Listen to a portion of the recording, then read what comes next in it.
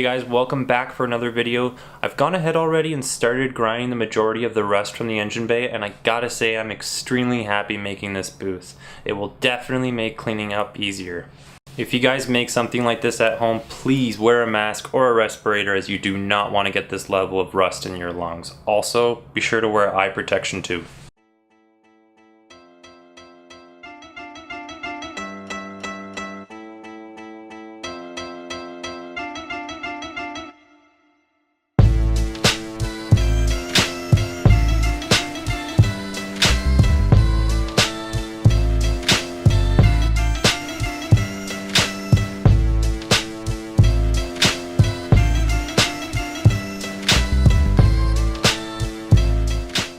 If you do this on your own, don't rush it. You can see here I got some clear coat I gotta take out, and also in the grooves here there's a spot, so I'll get this all out.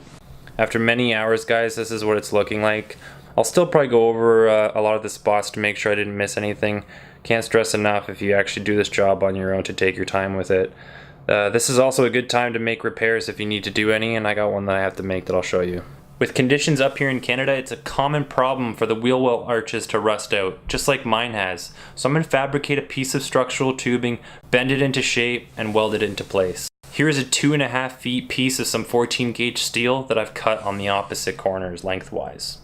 I butt up the metal against the frame, and I'm making a mark right where the curve starts. Using a cutting disc on your grinder, cut the 1-inch edge completely. I followed the frame, making cuts where necessary, wider ones here so I can shape the metal in the opposite direction easier. I started this side earlier and I wish I showed this one for the video, but overall both sides look great. But you can see here how the cuts help bend everything into shape, and honestly for $15 of metal you can make this repair yourself.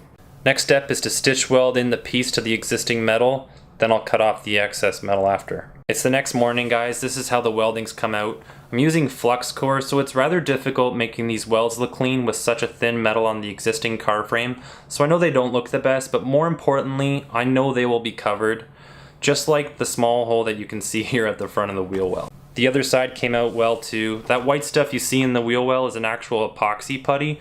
The wheel well had a small hole in it, so I welded in a plate, used the epoxy putty to cover the edges of that plate, making everything waterproof and strong. So the next step for me is to get the car outside and start washing everything off with some soap and water. Let's get to it.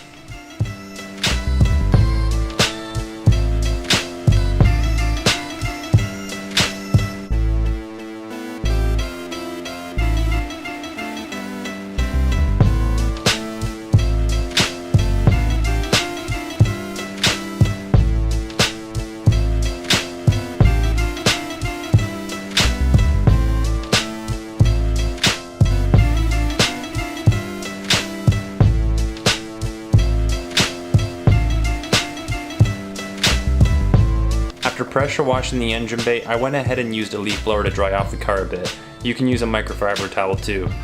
I'm doing this because I'm spraying on an additional metal prep product to allow for better paint adhesion when I go to paint. And this is how the side of the frame looked like before I sprayed on the metal prep. Here it is after 30 minutes of keeping the surface wet. You can see it did a great job converting the metal into a paintable surface.